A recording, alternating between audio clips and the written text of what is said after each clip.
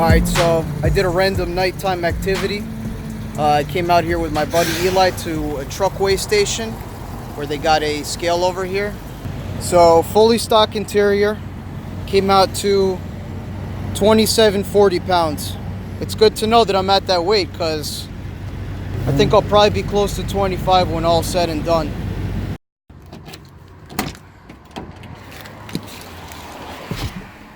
Alright, so we're going to start removing a lot of crap out of the car. I'm going to start with the seats, the carpet, the back panels. I'm going to start looking more for new rust, anything that, throws a red flag that we got to fix. So let's get started.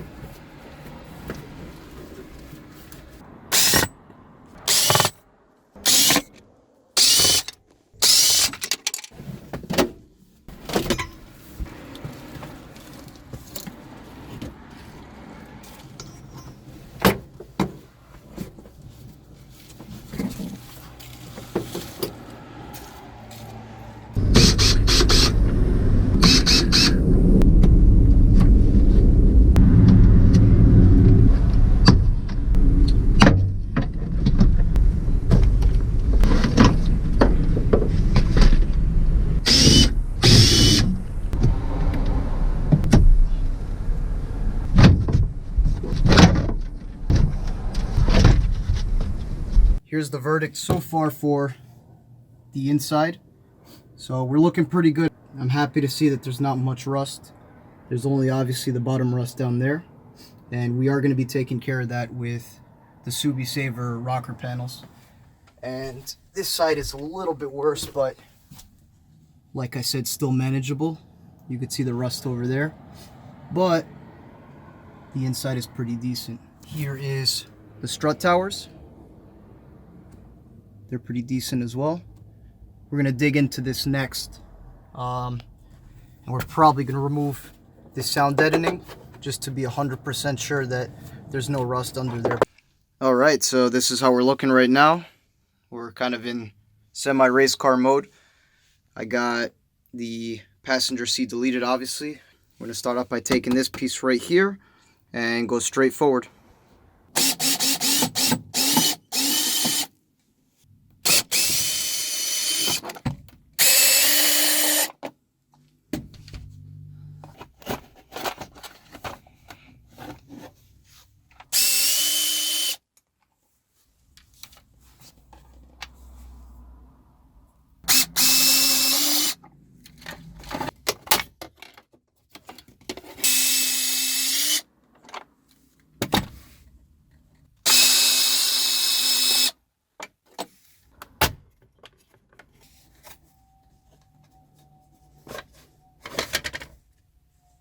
Wow, I did not even know this car had cup holders.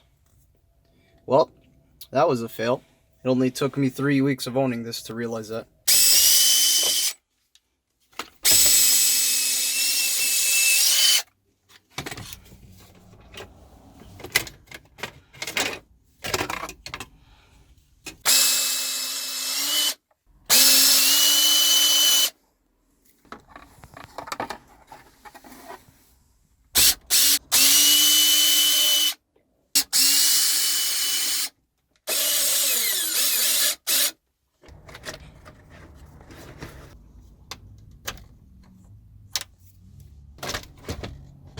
Sketchy radio wiring. Luckily, I will be changing that harness piece, so won't be too big of an issue, but it always is depressing when you find this in the back.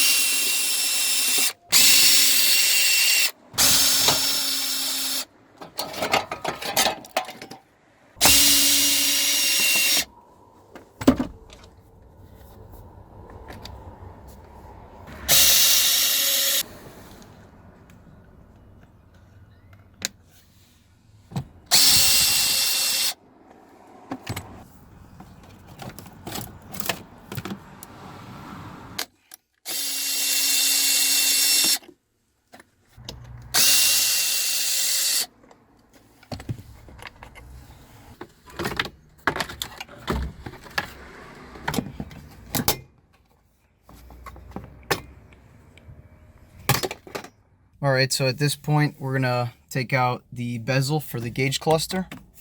That's gonna be 4 bolts or screws. It's gonna be one here, one over here, and then you're gonna have one on this side, right under the stock, and then you're gonna have the last one right here.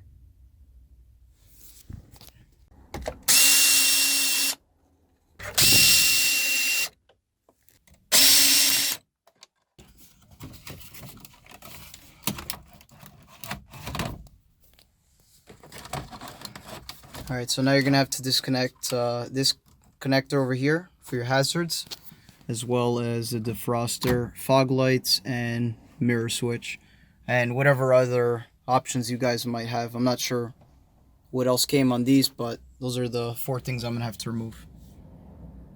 Alright, and now we got the cluster bezel removed, so we're going to go ahead and remove the cluster. That's going to be 4 bolts, 1, 2 over there, and then on the bottom corners here, 1 here, and 1 over there.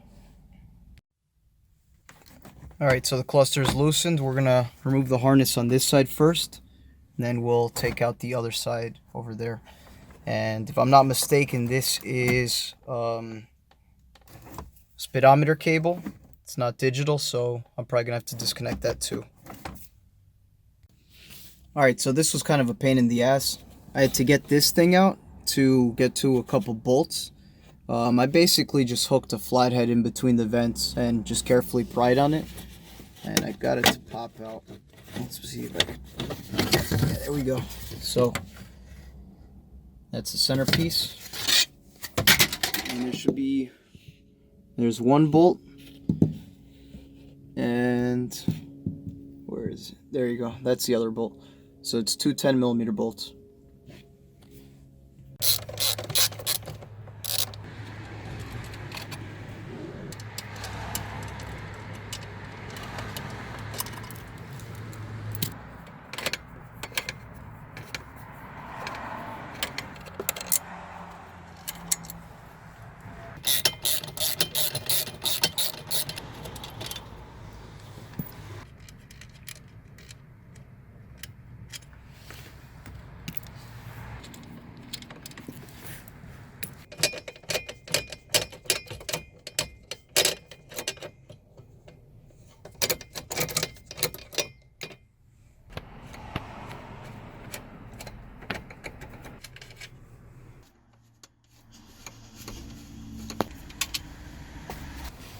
Alright, so I removed 2 last screws holding this bracket up over here. There you go. Yeah, it was 2 screws.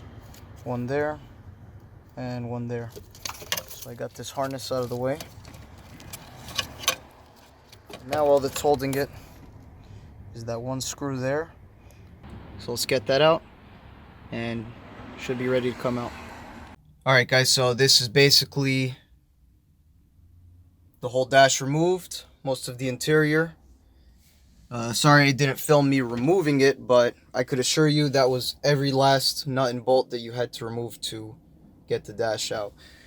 Just bear in mind, the one thing I did not film is that this harness is a real pain in the ass to remove from the dash. So you're gonna have to get in there and take out a lot of these little clips. These are Phillips screws, and you got to take out like 4 or 5 of them at least, and that will free that from the dash.